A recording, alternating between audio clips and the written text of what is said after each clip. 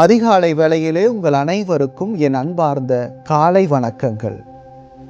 என்னோடு கூட சேர்ந்து தியானம் செய்ய உங்கள் அனைவரையும் அன்போடு அழைக்கிறேன். தரையிலே ஒரு விரிப்பை விரித்து நாம் அமர்ந்து கொள்ளலாம், அல்லது கட்டிலேயே அமர்ந்து கொள்ளலாம். பாயும் படுக்கையுமாக இருப்பவர்கள் கூட ஒரு தியான நிலையிலே நிதானமாக அமைதியாக இறைவனை உணர்ந்து இந்த தியானத்திலே பங்கெடுக்கலாம். அமர்ந்த வண்ணம் முதுகுத்தண்டு நேராக இருக்க, தோள்பட்டைகள் நேராக இருக்க, நமது கழுத்தும் நேராக இருக்க, இதோ உடலை சரி செய்து கொள்வோம். நமது கரங்களை தொடையின் மீது வைத்துக் கொள்வோம். இப்போது நாம் துவங்குகிற தியானத்திலே முழு ஆர்வத்தோடும் ஈடுபாட்டோடும் நாம் பங்கெடுப்போம்.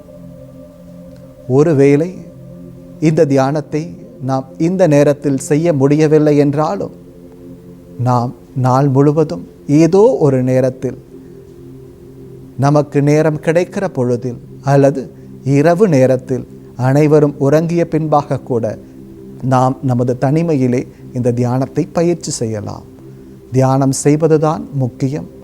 ஆக உறங்கச் செல்வதற்கு முன்பாக ஒரு சில நிமிடங்கள் நாம் கண்களை மூடி இறைவனை தியானித்து நமது உடலை நமது கட்டுப்பாட்டுக்குள் கொண்டு வந்து சரியான மூச்சு பயிற்சியை மேற்கொண்டு ஒரு சிறப்பான தியானத்தை மேற்கொள்வது நமக்கும் நாம் வாழுகிற வாழ்க்கைக்கும் நம்மோடு கூட பயணம் செய்கிற ஒவ்வொருவருக்கும் ஆசீர்வாதங்களை அள்ளித்தரும். ஆகவே இந்த தியானத்திலே விருப்ப உணர்வோடும் விழிப்புணர்வோடும் பங்கு பெறுவோம். வாருங்கள், தியானம் செய்வோம். அதிகாலை வேளையிலே தனது இறைக்காக பறந்து செல்கிற ஒவ்வொரு பட்சிகளுக்கும் இறைவன் உணவளிக்கிறார். நம்மை படைப்புகளின் மேன்மையாய் படைத்திருக்கிறார். ஆகவே இந்த இளங்காலை பொழுதில் இறைவனை தேடுவோம். இறைவனை நிச்சயம் கண்டடைய இறைவனே நமக்கு உதவி செய்வார். இந்த பஜனை பாடுவதன் மூலமாக இறைவனை ஆராதிப்போம், இறைவனை புகழ்ந்தேத்துவோம். இறைவனது ஆசீர்வருளும் நமக்கே சொந்தமாகும். கண்களை மூடி இந்த பஜனிலே நம்மை இணைத்துக் கொள்வோம்.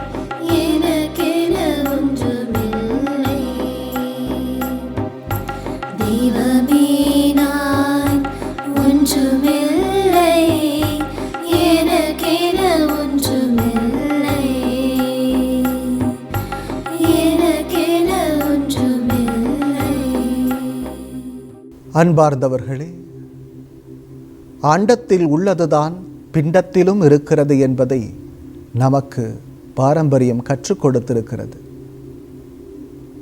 அண்டத்தில் உள்ள நிலம், நீர், காற்று, ஆகாயம், நெருப்பு ஆகியவை அனைத்தும் நமது பிண்டமாகிய இந்த உடலிலும் இருந்து நம்மை பலப்படுத்தி கொண்டிருக்கிறது.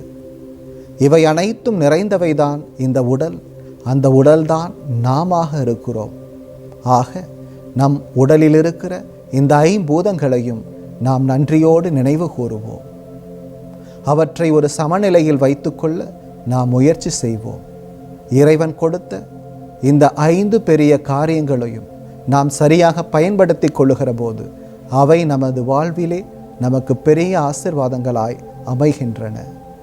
இறைவன் கொடுத்த நீரை நான் எவ்வாறு சரியாய் பயன்படுத்தி இருக்கிறேன் என சிந்தித்து பார்ப்போம். நீரின்றி அமையாது உலகு என்று சொல்லுவார்களே, நீர் இல்லாமல் நம்மால் வாழ முடியுமா? ஆக அப்படி இறைவன் நமக்கு கொடுத்த ஒரு உன்னதமான பரிசான நீரை சரியான விதத்திலே நான் பயன்படுத்த இனிமேல் முயற்சிப்பேன். ஒவ்வொரு நீர்த்துளியும் உயிர் துளி என்பதை உணர்ந்து அவற்றை வீணடிக்காமல் வாழ நான் உறுதி எடுத்து கொள்ளுவேன். வருகிற சந்ததி நீரில்லாமல் தவிக்கிற சந்ததியாக விட்டுவிட மாட்டேன். நீரை பாதுகாக்கவும் நீரை வீணடிக்காமல் இருக்க நான் முயற்சி எடுப்பேன். இதோ இந்த நிலம் இறைவன் நமக்கு கொடுத்த மிகப்பெரிய கொடை. இந்த நிலத்திலே நாம் வாழவும் பயிர் செய்யவும் உணவு உட்கொள்ளவும் நிலமே நமக்கு பேருதவியாக இருக்கிறது. விவசாயம் செழிக்க இந்த உலகம் வளம் பெற தனக்கு பேருதவியாக இருக்கிற இந்த நிலத்தை மனிதன் நன்றாக பயன்படுத்தி கொள்ள வேண்டும் என நான் மனதார நினைத்து கொள்கிறேன். காற்று இறைவன் நமக்கு கொடுத்த மிகப்பெரிய ஆசீர்வாதம் இந்த மூச்சு காற்று தான். இந்த காற்று ஒவ்வொரு மனிதருக்கும் உயிரூற்றி கொண்டிருக்கிறது என்பதை உணர்ந்து பார்க்கிறேன். ஒருவேளை என்னால் இந்த காற்றை சுவாசிக்க முடியாது போனால் நான் இறந்து போவேன் அல்லவா? ஆக நான் இந்த மூச்சு காற்றை மதிக்கிறேன், அன்பு செய்கிறேன். ஒருபோதும் இந்த காற்று மாசுபட நான் காரணமாய் இருக்க மாட்டேன். எதிர்கால சந்ததி இந்த காற்றை நிம்மதியாய் சுதந்திரமாய் தூய்மையாய் பயன்படுத்தி கொள்ள நான் விட்டு வைப்பேன். ஒருபோதும் காற்றை மாசுபடுத்த நான் முயற்சி எடுக்க மாட்டேன். காற்று எனது சொத்து என்றும் காற்று எனது பரிசு என்றும் காற்றே எனது ஆசீர்வாதம் என்றும் நான் இப்போது உணர்ந்து கொள்கிறேன். காற்றை நினைத்து நான் இறைவனுக்கு நன்றி சொல்லுகிறேன். இந்த ஆகாயமும் நெருப்பும் இதோ இறைவன் கொடுத்த பரிசுகள். அவற்றை முறையாய் நான் பயன்படுத்துவதும் இறைவன் நமக்கு வழங்குகிற ஒவ்வொரு ஆசீர்வாதமும் இதோ இந்த ஆகாயத்தின் வழியாக இறைவன் கொடுக்கிற பலம் என்றும் ஆற்றல் என்றும் நான் உணர்கிறேன். அன்பு இறைவா, நீர் படைத்த இந்த உலகு எனக்கானது. இதோ இவை அனைத்தையும் ஆண்டு ஆட்சி செய்யுங்கள், பராமரியுங்கள், பக்குவப்படுத்துங்கள் என்று சொல்லியிருக்கிறீரே சுவாமி. இதோ நான் சிறப்பான விதத்திலே இதனை பயன்படுத்துகிற புத்திசாலித்தனத்தை எனக்கு கொடும். பஞ்சபூதங்களும் எனது உடலில் இருக்கிறது என்பதை உணர்ந்து என் உடலை பேணி காக்க எனக்கு பலம் தாரும். இந்த உடலின் வழியாக உம்மை மகிமைப்படுத்த நான் முயற்சி எடுப்பேன். ஒருபோதும் இந்த உடலை நான் அழித்து கொள்ளவோ தேவையற்ற பழக்கங்களினாலோ தேவையற்ற பொருட்களினாலோ இந்த உடலை நான் அசுத்தப்படுத்தவோ முயற்சி எடுக்க மாட்டேன். இந்த உடலை கொண்டு உம்மை உணர்ந்து கொள்ள நான் முயற்சி எடுக்கிறேன். இந்த தியானத்தின் வழியாக இதோ இறைவா, நீர் எனக்கு கொடுத்த ஒவ்வொரு ஆசீர்வாதங்களுக்கும் மனதார நன்றி செலுத்துகிறேன். என்னையும் இந்த உடலையும் இந்த உலகையும் ஆசீர்வதியும் சுவாமி.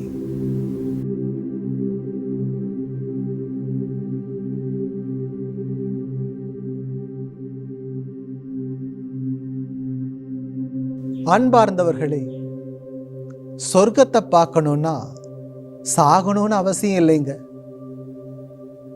கட்டாயமா செத்தாதான் சொர்க்கத்தை பார்க்கணுங்கிற ஒரு நிலைப்பாடு இல்லை. வாழும் போதே சொர்க்கத்தை பார்க்கலாம்.